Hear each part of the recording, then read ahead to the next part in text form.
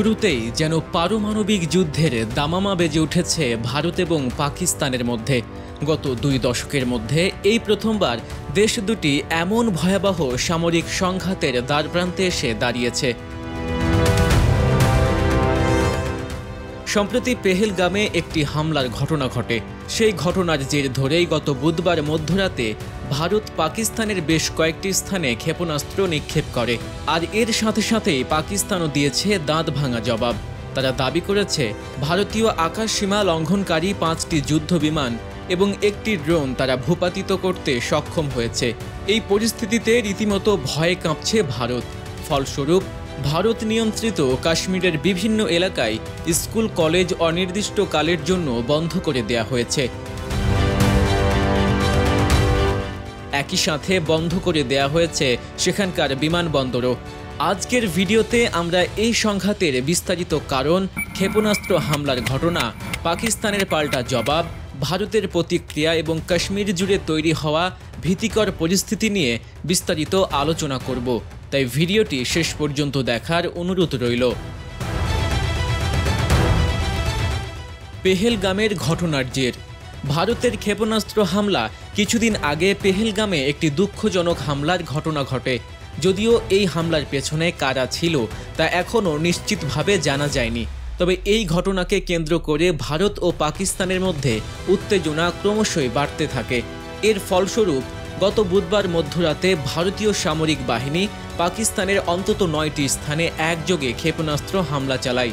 বিভিন্ন আন্তর্জাতিক গণমাধ্যমের সূত্রে জানা গেছে এই হামলায় 3 জন নিরীহ নাগরিক নিহত হয়েছেন, যার মধ্যে একটি শিশুও রয়েছে।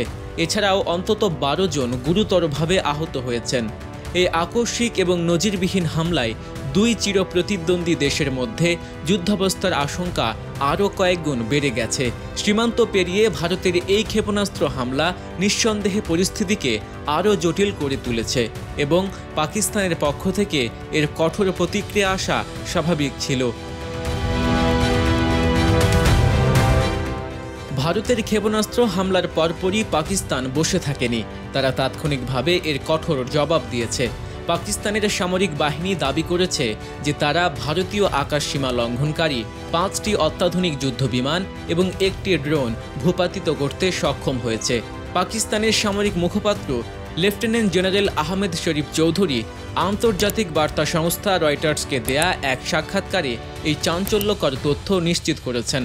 তিনি স্পষ্ট করে জানিয়েছেন যে ভূপাতিত করা বিমানগুলোর মধ্যে 3টি অত্যাধুনিক রাফাল যুদ্ধবিমান, একটি সুখোই Su-30 যুদ্ধবিমান, একটি MiG-29 যুদ্ধবিমান এবং একটি হেরেন ড্রোন রয়েছে।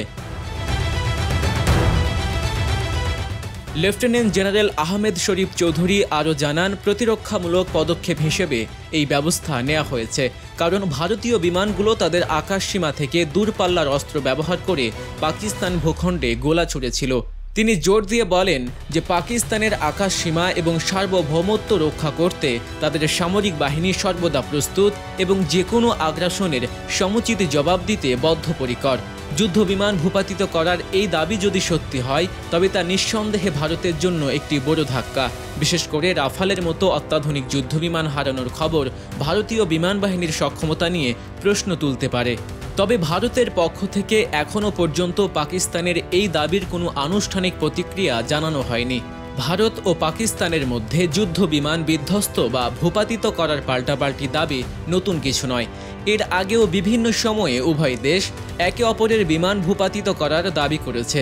বিশ্লেষকদের মতে এই ধরনের পাল্টাপাল্টি দাবি মূলত নিজেদের সামরিক সক্ষমতা এবং মনোবল জানান দেওয়ার একটি কৌশল হতে পারে।